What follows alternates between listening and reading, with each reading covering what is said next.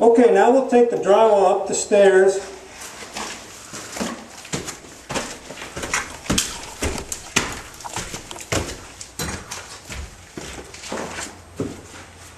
Now, you could carry this directly to the curb, but a more efficient way is to have a sled or some type of object that will help you remove it.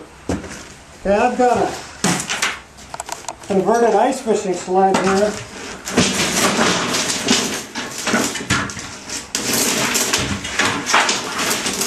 And I'll use that.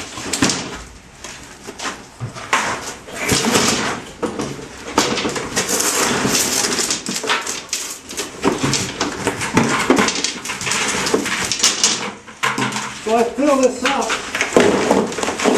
Now I can put several buckets full of drywall in the sled and then take that to the curb.